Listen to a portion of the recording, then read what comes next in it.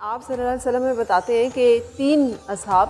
جو کہ کسی سفر میں جا رہے ہیں اور پھر ایک جگہ پر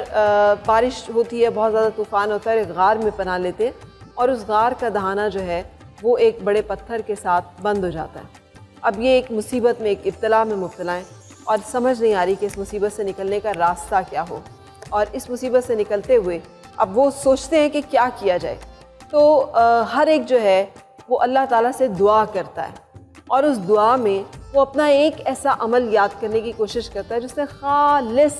اللہ کے لیے کیا ہوا ہے، اور کوئی عمل اور یاد نہیں آتا سوائے اس عمل کے جس عمل کا اسے پتہ ہے کہ میرے رب کو معلوم ہے کہ میں نے یہ جو کیا تھا، یہ جو کام کیا تھا، یہ صرف اس کی رضا کے لیے کیا تھا، اور اس کا واسطہ دیتا ہے۔ اس میں سب سے پہلا یہ ہے کہ ایک شخص جو ہے، پہلا شخص وہ کہتا ہے کہ آپ کو معلوم ہے یا خدا کہ میری جو ہیں والدین وہ بوڑھے ہیں اور میں ان کی خدمت اور اطاعت گزاری کرتا ہوں، اور رات کو جب میں لے کر آتا ہوں تو سب سے پہلے میں ان کو پیش کرتا ہوں جو دودھ ہوتا ہے، اور اس کے بعد میں اپنے بچوں کو اور اپنے اہل خانہ کو دیتا ہوں۔ تو اگر آپ سمجھتے ہیں کہ یہ میرا عمل آپ کی رضا کے لیے ہے اور آپ اس میں مجھے مستحق اجر و ثواب سمجھتے ہیں تو اس مصیبت کو ٹال دیں۔ تو وہ غار کے دہانے سے وہ پتھر جو ہے تھوڑا سا سرک جاتا ہے۔ اب دوسرا شخص جو ہے وہ بھی اسی طرح دعا گو ہے رب کائنات کے حضور، اور وہ کہتا ہے کہ یا رب کائنات، آپ کو معلوم ہے کہ ایک شخص تھا جو کہ میرے پاس آیا اور اس نے میرے پاس امانتاً کچھ چیزیں جو ہیں وہ سپرد کیں، اور وہ ایک بکری اور یا کچھ بھی جو ایک تھا مویشی،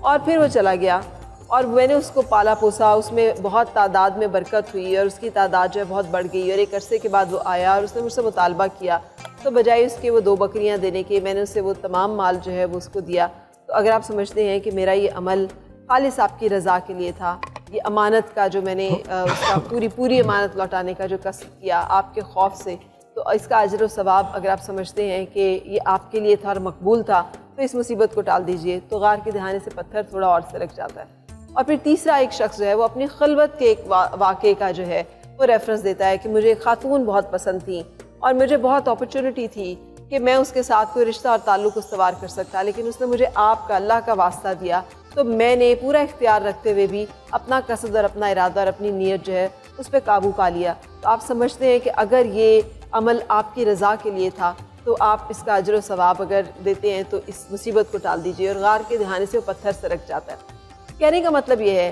کہ عبادات، نوافل، روزہ، قرآن، اس سب چیزیں بہت اہم ہیں، لیکن جب یہ ہماری عمل میں ڈھلتی ہیں تو اس کا اصل لطف جو ہے وہ تب آتا ہے۔ یہ تمام لوگ، یہ جن کا یہاں پہ ذکر ہوا اور حدیث نبوی میں جس اس واقعے کا ذکر کیا گیا، سب لوگ وہ تھے جنہوں نے خوف خدا کو اپنی زندگی میں عملی طور پہ شامل کیا، اور اپنی زندگی کے بہت فیصلوں میں، ایسے فیصلے جس کا